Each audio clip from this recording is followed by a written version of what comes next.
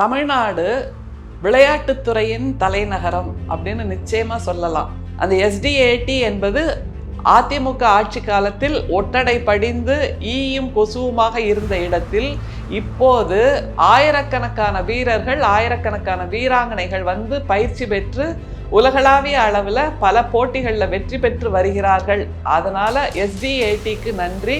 கூடுதலாக SDAT மூலமாக இப்படியான வீராங்கனைகளை, வீரர்களை உருவாக்கும் நம்முடைய தமிழ்நாட்டின் துணை முதலமைச்சருக்கு நன்றி என்பதுதான் இந்த விளையாட்டு வீரர்களுடைய ஒற்றை குரலாக இருக்கிறது. தமிழ்நாடு சாம்பியன்ஸ் ஃபவுண்டேஷனுக்கான முதல் நிதியாக நம்முடைய முதலமைச்சர் தான் 5 லட்சம் ரூபாயை கொடுத்திருக்கிறார்.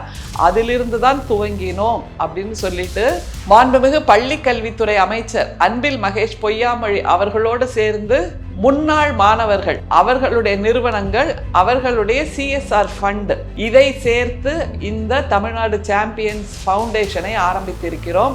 இந்தியாவிலேயே தமிழ்நாடு தான் இப்போது ஸ்போர்ட்ஸ் கேபிட்டலாக மாறி இருக்கிறது என்றால் எப்படி அது நம்முடைய துணை முதலமைச்சர் தலைமையில் இயங்குவதால் என்பதை மிக சமீபத்தில் நடந்த அந்த நிகழ்வு காட்டியது. அதுல பேசின பலரும் மிகச்சிறப்பாக தங்களுடைய வெற்றி கதைகளை பகிர்ந்து கொண்டார்கள்.